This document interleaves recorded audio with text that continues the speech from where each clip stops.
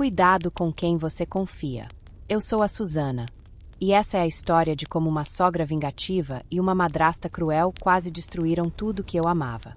Conheci o Marcos na faculdade, durante o segundo ano de administração. Eu era aquela garota reservada, com poucos amigos, enquanto o Marcos era o típico cara que todos gostavam. Engraçado, carismático e sempre de bom humor. Não demorou para nos aproximarmos. Afinal, dizem que os opostos se atraem. A gente fazia trabalhos juntos, estudava para as provas, e logo começamos a sair para comer alguma coisa depois das aulas. Lembro do nosso primeiro encontro como se fosse ontem. Fomos a uma lanchonete simples perto da faculdade. Ele estava animado, contando piadas e me fazendo rir. Foi ali que percebi que estava começando a gostar dele de verdade. Não demorou muito para começarmos a namorar. Tudo parecia perfeito. Tínhamos planos, sonhos e queríamos construir uma vida juntos. Após 2 anos de namoro, decidimos dar o próximo passo. Nos dávamos tão bem, e nossos objetivos eram os mesmos. Foi aí que os problemas começaram. Eu mal conhecia a família dele, especialmente a mãe, Dona Eulália. Até então, ela era apenas a mãe do meu namorado, uma senhora que morava em outra cidade e que eu tinha visto poucas vezes. Na primeira vez que fui à casa do Marcos, Dona Eulália me olhou de um jeito estranho. Achei que era coisa da minha cabeça, mas com o tempo, percebi que ela tinha uma implicância comigo. Ela fazia comentários esquisitos, como: Marcos, você podia ter arrumado uma menina que cozinha melhor, ou ela não parece ser tão organizada, né? No início, tentei ignorar, achando que era só questão de tempo até ela se acostumar comigo. Afinal, eu ia casar com o filho dela e formaríamos uma família. Mas Dona Eulália nunca facilitou. Lembro de uma vez, pouco antes do nosso casamento, quando ela me deu um par de brincos de presente, dizendo que era para dar sorte no casamento. Aceitei por educação, mas depois joguei fora. Não confiava nela. Era um pressentimento estranho. O casamento foi simples, mas bonito. Fizemos uma cerimônia pequena, apenas para familiares e amigos próximos. Dona Eulália estava lá, claro, mas sempre com aquele olhar de desdém. Ela não parecia estar feliz de verdade, nem pelo filho, nem por mim. Mas naquele momento, eu estava tão feliz que tentei ignorar. Logo depois do casamento, me mudei para a casa do Marcos, que, para meu azar, ficava perto da casa da mãe dele. Eu estava animada para começar essa nova fase da minha vida, mas não tinha ideia do que me esperava. Dona Eulália estava sempre por perto, opinando em tudo. Se comprávamos um móvel novo, ela criticava. Se eu cozinhava algo diferente, ela dizia que não era assim que o Marcos gostava. Era um inferno. Lembro de um dia, logo após a mudança, quando encontrei umas ervas estranhas no nosso quarto. Perguntei ao Marcos o que era aquilo, e ele disse que era coisa da mãe dele, que ela gostava dessas simpatias e devia ter deixado lá para afastar as más energias, como ela dizia. Ri, achando que era só uma mania dela, mas aquele foi o primeiro sinal de que algo estava errado. Deveria ter levado aquilo mais a sério. Com o tempo, a presença de Dona Eulália na nossa vida só aumentava. Era como se ela estivesse sempre tentando se intrometer e controlar tudo. Eu tentava manter a calma, acreditando que era só questão de tempo até ela aceitar nosso casamento. Mas a situação só piorava. As críticas dela começaram a me afetar, e percebi que o Marcos também estava mudando. Ele se tornava mais irritado, mais distante, e nossas conversas começaram a virar discussões. Ele sempre defendia a mãe, o que me deixava louca. Não importava o que eu fizesse, parecia nunca ser bom o suficiente. Dona Eulália sempre tinha algo a dizer, e Marcos nunca tomava meu lado. Foi aí que comecei a perceber que havia algo muito errado. Tentei falar com Marcos sobre isso, mas ele sempre dizia que eu estava exagerando, que era coisa da minha cabeça. Eu comecei a me sentir sozinha, sem apoio. Minha vida, que antes parecia tão promissora, estava se transformando em um pesadelo, e eu não sabia como sair dessa situação. O que eu achava que era apenas uma implicância de sogra, era na verdade o começo de um longo caminho de tormento e sofrimento. O tempo passou, e eu fui suportando todo tipo de desaforo daquela senhora, que a essa altura eu já não considerava mais nada minha. No fundo, eu ainda tinha esperança de que as coisas melhorariam, especialmente quando descobri, no segundo ano de casamento, que estava grávida do nosso primeiro filho. Pensei que isso poderia amolecer o coração de pedra de Eulália, mas mais uma vez estava enganada. Contei a Marcos, que ficou muito feliz.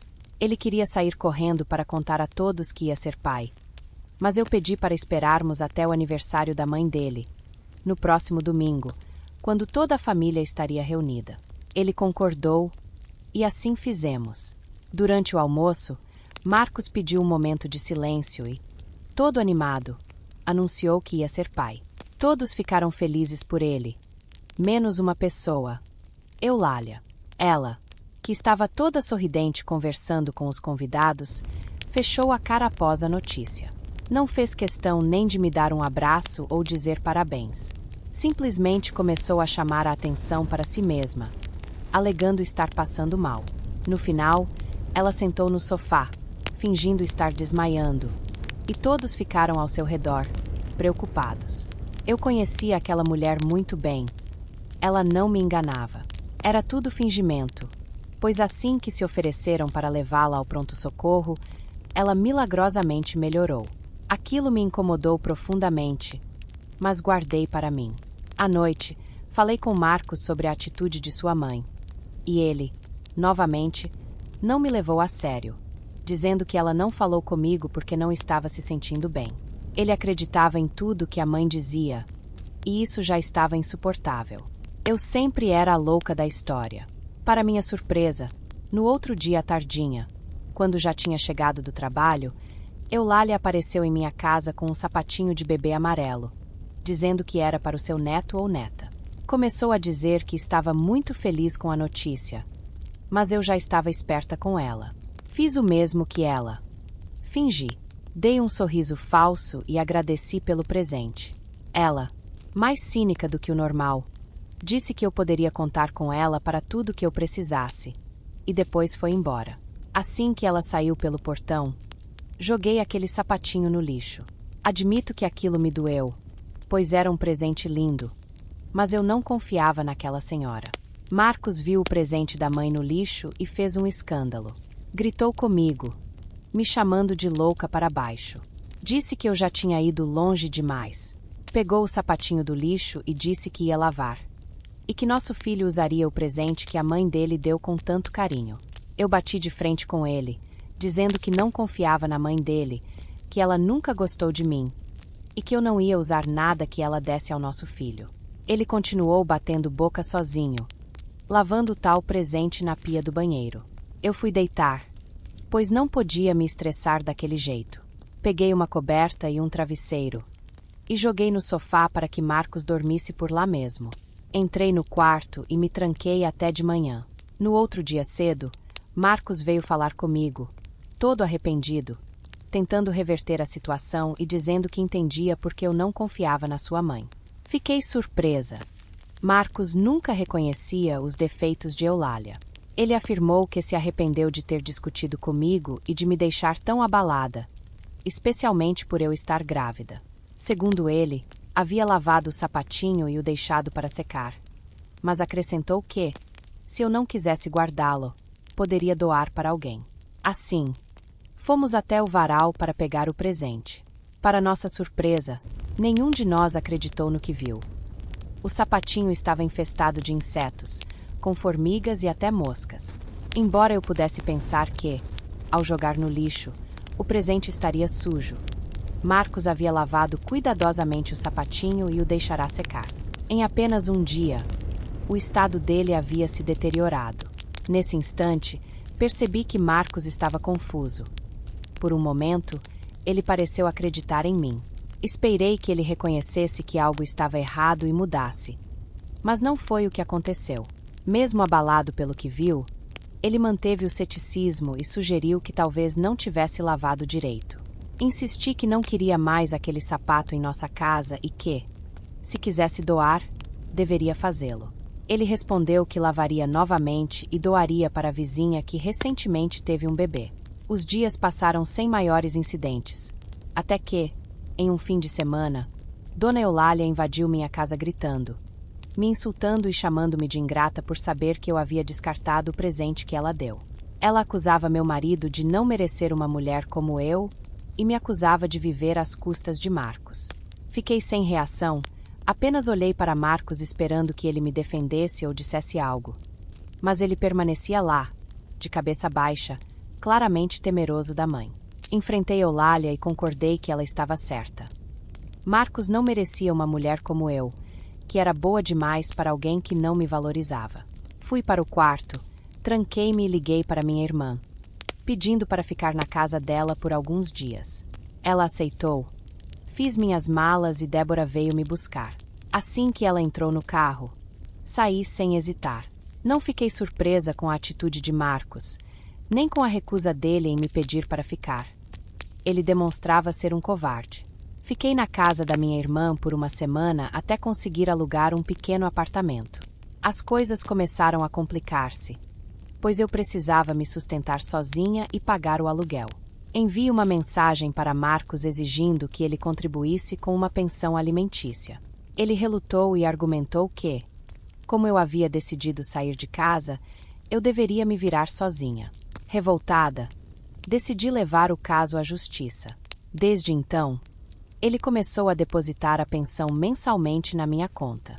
O tempo passou e, no dia do nascimento do nosso bebê, minha irmã Débora estava comigo em casa e ligou para Marcos para avisar sobre a chegada de Miguel. Ele chegou ao hospital, segurou o recém-nascido por alguns minutos e partiu sem sequer falar comigo. 3 meses após o nascimento, recebi uma intimação de Marcos solicitando um exame de DNA para confirmar a paternidade de Miguel. Fiquei incrédula. Não conseguia acreditar que aquele homem incrível que conheci na faculdade havia se tornado tão frio. Fiz o exame e, naturalmente, o resultado foi positivo. Nunca havia traído Marcos, e Miguel realmente se parecia comigo. Poucos meses depois, recebi outra intimação. Agora, ele e sua mãe queriam a guarda de meu filho. Já não fiquei surpresa, esperando por qualquer coisa vindo deles. Acredito que tudo eram ideias de Eulália e que Marcos era apenas seu fantoche. O juiz negou o pedido deles, mas estabeleceu a guarda compartilhada de Miguel. Marcos solicitou ficar com ele 3 vezes por mês, e nesses dias, eu pedia para minha irmã levasse Miguel até a casa deles, pois não queria ter contato com nenhum dos dois. 1 ano após esses acontecimentos, Débora, ao levar Miguel à casa do pai, me contou que havia uma nova mulher morando com eles. A noiva de Marcos, uma jovem de apenas 19 anos chamada Carol. Ela mencionou que Carol não gostava de mim, descrevendo-a com uma expressão feia. Fiquei intrigada. Deixar meu filho com outra mulher não parecia uma boa ideia, mas o pai tem o direito de ver o filho, e eu não podia impedi-lo de ter outra esposa. Tive que me conformar, mas logo tudo começou a dar errado. Pouco depois, Miguel começou a adoecer. Engordava e, ao mesmo tempo, sempre estava doente. Levei-o ao médico para diversos exames, e a pediatra afirmou que o problema estava na alimentação. Ela sugeriu que eu verificasse o que Miguel comia na casa do pai. Chocada, decidi levar meu filho pessoalmente na próxima visita para investigar. No dia marcado, levei Miguel até lá e percebi que Marcos não estava em casa. Portanto, meu filho ficaria com a avó e a madrasta, Carol. Embora Carol fosse uma mulher bonita, era muito mais jovem que Marcos. Não me importava com isso. Apenas queria saber o que Miguel estava comendo. Surpreendentemente, elas alegaram que davam chocolate, refrigerante e várias outras coisas inadequadas para uma criança de menos de 2 anos. Recusei permitir que meu filho permanecesse lá. Eulália ficou irritada, afirmando que sabia muito bem cuidar de uma criança doente e que a culpa era minha por não saber fazer nada. Ela ameaçou que, se eu não deixasse Miguel com elas, iria ao juiz alegando que eu não estava cumprindo o acordo. Deixei-a falar sozinha, sabendo que ela apenas queria brigar, e saí levando meu filho. Alguns dias depois, Recebi uma ligação do meu advogado, que havia me auxiliado no divórcio com Marcos e na questão da guarda. Ele me informou que Marcos havia reclamado que eu não o deixava mais ver o filho. Expliquei o motivo e afirmei que não cederia. Ele me orientou a comparecer a uma nova audiência. Levei um laudo da pediatra, comprovando que Miguel havia adoecido devido à má alimentação na casa da avó e da madrasta, e que elas eram responsáveis por ele, já que Marcos raramente estava em casa.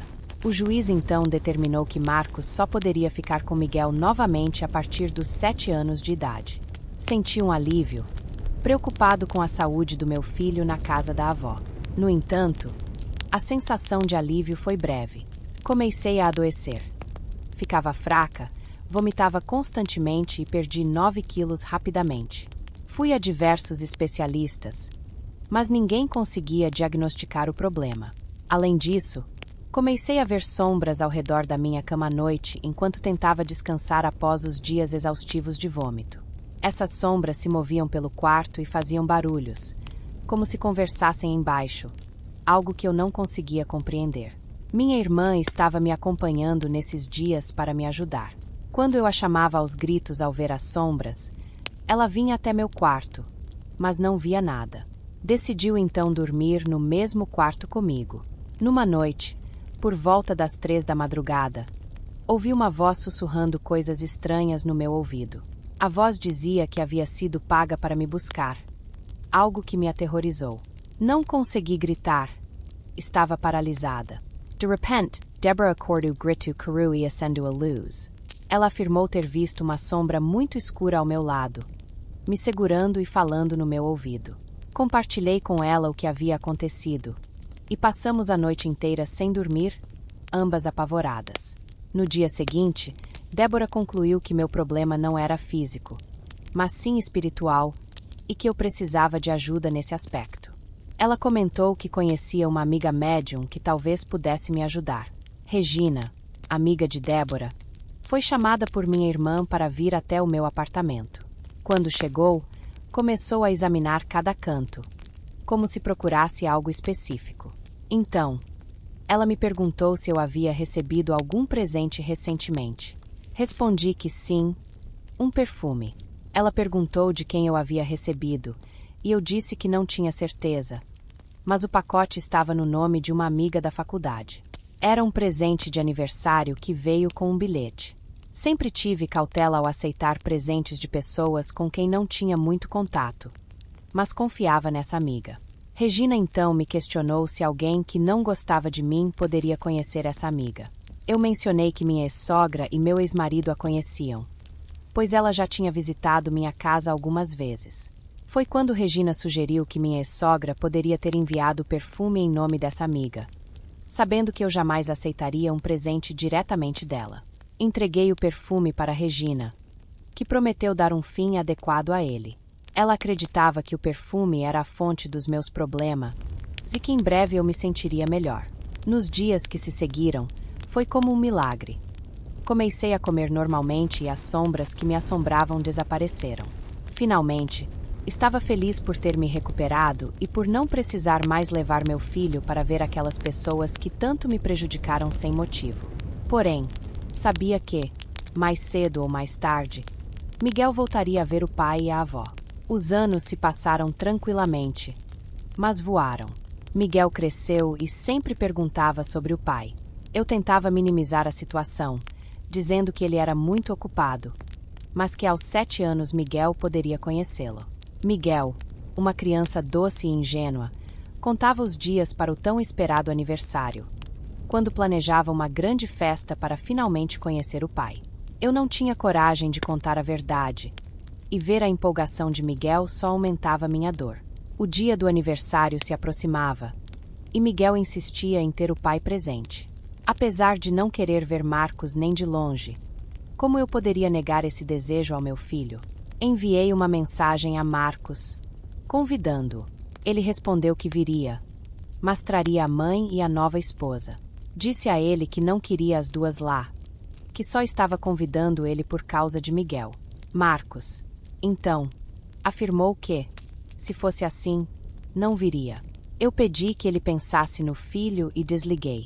No dia da festa, Miguel só falava do pai. Eu já esperava que Marcos não aparecesse. Afinal, ele sempre pensou apenas em si mesmo. Não tinha coragem de contar a Miguel que o pai não viria. Quando a festa estava quase no fim e Miguel parecia triste em um canto, Marcos finalmente apareceu. Nunca vi Miguel tão feliz.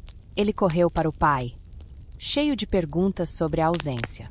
Marcos, sem saber o que dizer, parecia desinteressado, e a alegria em ver o filho estava distante. Durante os anos separados, Marcos teve outro filho com a nova esposa, o que foi um choque para mim. Tudo isso me trouxe lembranças dolorosas do tempo em que sonhávamos em ter uma família. Lembrei do dia em que contei que ele seria pai, da felicidade que senti, mas agora, olhando para ele, vi apenas um estranho, frio e distante. Menos de 30 minutos depois de chegar, Marcos disse que iria embora e Miguel não entendia. Na cabeça dele, nós três seríamos uma família novamente. Foi nesse momento que percebi meu erro em não ter explicado a situação para Miguel antes. Tive que contar a ele ali mesmo que o pai tinha outra família, outra mulher e um irmãozinho. Com o tempo, Miguel foi compreendendo melhor e passou a ansiar por ir à casa do pai. Na semana seguinte, Marcos veio buscá-lo, e Miguel estava empolgado para conhecer o irmão e a avó. Mais um ano se passou, e tudo parecia estar bem. Miguel crescia, cada vez mais especial, dizendo que amava a avó e o irmãozinho, Felipe. No entanto, como minha vida sempre foi de altos e baixos, um dia, após voltar da casa do pai, Miguel estava muito quieto. Perguntei várias vezes se algo havia acontecido, mas ele não falava nada. Achei que estivesse apenas chateado e resolvi dar-lhe espaço. Quando fui dar banho nele, notei uma marca roxa em seu braço. Assustada, perguntei o que era, e ele me contou que foi a madrasta quem fez aquilo. Miguel começou a chorar e me contou que muitas vezes ficava com fome, pois ela só dava comida a Felipe, dizendo que Miguel não fazia parte da família. Ela falava que Marcos só gostava de Felipe e que Miguel era um peso na vida dele. Fiquei fora de mim naquele momento. Deixei Miguel com minha irmã e fui direto à casa de Marcos. Eles estavam jantando tranquilamente, como uma família feliz.